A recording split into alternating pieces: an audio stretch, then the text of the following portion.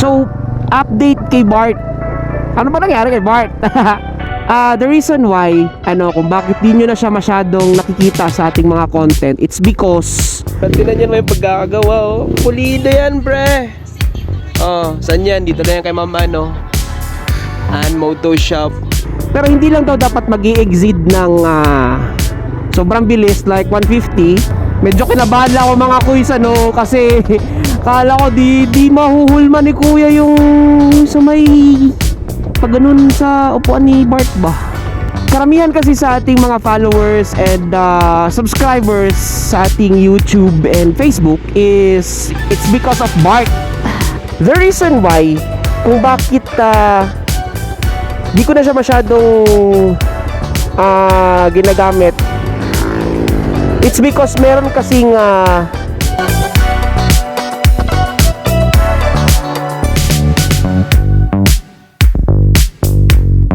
what's up mga kuys? Hi! Here's today's ganap mga kuys. Ganap ba? Not ganap mga kuys. I think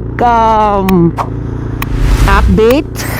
Yeah, I think so. It's update. Well, update kay Barty. Bakit nga ba update kay Bart? Oops, kala ko meron. Bayan, nakakagulat nung. Ay, nako. Wait na nga, So, update kay Bart. Ano ba nangyari kay Bart? Oo nga, ano ba nangyari kay Bart? Anyway, karamihan kasi sa ating mga followers and subscribers sa ating YouTube and Facebook is it's because of Bart. So that's the thing, because of Bart, and then maraming nagtatanong, nasaan na daw si Bart? Where is Bart, Kuya Nin? Bakit hindi namin siya nakikita sa iyong content? It's more on bash and ting. So, where's Bart? May nagtanong pa nga, binenta ko na ba daw si Bart? Anyway, hindi ko binibenta si Bart. It's Bart! Here's Bart! Well, the reason why, kung bakit di nyo na siya masyadong nakikita sa ating mga content, it's because nandun na siya sa bahay, naka-hibernate. More on naka-hibernate siya. Wait, gusto ko ipakita sa inyo si Bart. Here's Bart. Yeah! There, that's Bart. Here you go, it's Barty. Yeah. So, the reason why kung bakit di ko na siya masyadong ginagamit, meron kasing karamdaman si Bart mga kuys, no? Hindi naman malubha, but konti lang, medyo may kaluwangan na kasi yung timing chain niya. So that's the reason. Kung mapapansin nyo yung tunog, paparinig ko sa inyo yung tunog, sana klaro ha. Ayan o.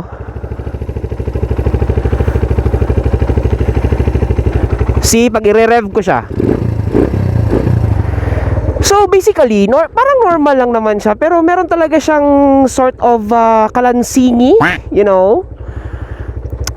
may kalansing siya konti. So sabi naman ni Sir Kuis, pinarinig ko naman kasi sa kanya si Bart via video. So yun, pinarinig ko sa kanya si Bart. Sabi niya, medyo, yun nga, may kaluwangan na rin yung timing chain natin. But still, pwede ko pa rin gamitin daw si Bart. Wag lang masyado yung, kumbaga like before ba na harabas ba? Like, ganun. So, ginagamit ko lang si Bart more on dito lang sa amin kapag may bibilin dun sa Talipapa. And minsan dun sa pagpunta ng office. Yes. Pero pag long ride, pwede ko naman siyang gamitin. Pwede siyang gamitin. Pero hindi lang daw dapat mag-i-exceed ng sobrang bilis, like 150, na para namang mag-i-exceed si Bart na 150. Hindi, yung mga nasa 80 to 100 lang daw dapat yung speed ng sa ganun, para maiwas yung talon ng timing chain ba, kumbaga. Yun lang, hindi ko lang muna siya masyadong ginagamit more on long rides. It's because I want to prevent Bart na, magkaroon ng malaking damage. But still, yeah, Ira-ride ko pa rin siya pohon pag dumating yung bagong gulong niya, kasi inorderan ko si Bart ng panibagong gulong mga kuys. You know, so abangan nyo kung anong size na naman yung gulong na yon. But yeah. And aside from Sir Kuys, tinanong ko rin yung ating magigiting na mekaniko dyan sa Suzuki 3S by Tram. Shoutout sa inyo, Longski and Kuya Ram Ram. Hi! Sama to. Okay, dadiretso siya, dito tayo. Okay naman to yung tunog ni Bart. It's a normal na tunog sa isang 14-year-old na motorcycle, no? Actually, maganda pa nga do yung tunog compare dun sa iba na sobra ng tagal. So, yun yung reason mga kuys kung bakit di ko na siya masyadong ginagamit on long ride. But don't worry, maglo-long ride tayo kapag napalitan ko na ng gulong. Okay, so sa mga naghahanap kay Bart, it's Bart. Di ko siya binibenta, hindi ko siya ibebenta, and I will never get rid of Bart. It's because meron siyang sentimental value sa akin. So sa mga nakapagsubaybay sa akin na sobrang tagal na, alam na yung reason. Okay, actually meron talaga tayong tumong. Wait lang.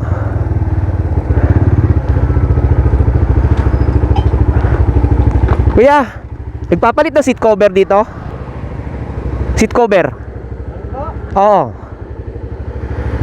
So basically mga kuys, meron talaga tayong tumong aside sa update kay Bart. Papalitan natin siya ng seat cover ngayon dito. Somewhere in, malapit lang din sa amin. So yun yung tumong natin ngayon. Okay, so I think I'll check back you later afterwards. And then yeah. Alright, I'm reloading!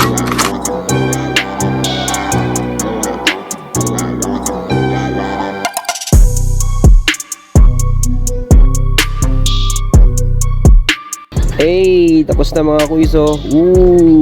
Gano'n ka-smooth yan Liha texture yan mga kuys, pero katagalan yan, mawawala din yan liha na yan. So shout out kay kuya. Partida lang yan ni kuya mga kuys, hindi niya ginamitan ng blower. Saktong binat lang yan. Pero tinan yan, may pagkakagawa pulido yan pre. Saan yan? Dito na yan kay mama and Moto Shop. So yun mga kuys, natapos din. Medyo kinabahan lang ako mga kuys kasi kala ko di mahuhulma ni kuya yung sa may pag ganun sa upuan ni Bart ba. Hirap pa naman nun. Tapos hindi niya ginamitan ng heat gun ba, blower, ganun. Kasi before mga kuys, nung nagpaano ako nagpapalit ako nung seat cover ni Bart, ginamitan nila ng blower, ng heat gun. Kasi yun nga, para mabatak ba. Pero si kuya kanina, nakita nyo sa video, tik, pinartidahan lang niya. Walang hit gun yan, binat lang yan pre. Ang ganda. Tingnan nyo, hindi nadudulas yung puwet ko. Pero anyway, yun nga, pinalit nating seat cover kay Bart is liha type. Pero yun nga, katagalan mga kuys yung liha, bali na nawawala din yung pagkagaspang niya. Syempre, naupuan diba? Pero at least ang ganda na ng upuan ni Bart. Gusto nyo makita? Wait na mga kuys park na dito para makita nyo ang gaano kaganda. Tignan nyo. See? Look at that baby. Ganda ng pagkakano nyo, pagkakalagay niya, ang ganda, diba? Damn. So ang next nito mga kuys is gulong. So umorder tayo ng gulong and abangan nyo dahil i-content din natin yon. Baby.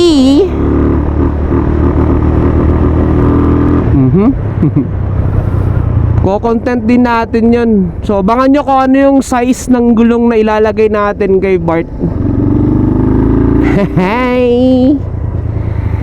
So ngayon, pauwi na tayo mga kuys. Yun lamang yung ganap ngayon and yun yung update kay Bart kung bakit di nyo siya masyadong nakikita sa ating vloggy vlogs. So, yun, siguro after natin magpalit ng gulong, i-ride natin si Bart. Baby! Anyway, anyhow mga kuys, I think hanggang dito na lang. So kung umabot kayo sa puntong ito, maraming salamat sa inyong panonood, sa inyong walang sawang puwas na suporta. Mga kuys, once again, this is your main man, Kuya Nin. Simply saying mga kuys, keep safe, stay safe, ride safe baby, and of course, ride within your limits. Till next vloggy vlog baby. Kachawi! Kachaw! Buti na lang uminak.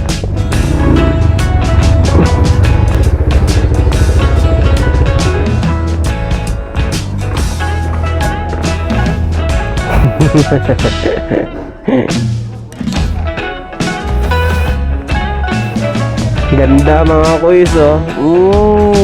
Diba? So nakita yung texture ng ating ng ating seat cover. So liha type yan siya mga kuys. Damn! So smooth. Ganda. So shout out sa aking mga uncles dito. Kala ko nagse-session. Gumagawa ng session table ah. Mating na yung vlogger oh. Ito yung ating founder ng Bible study eh.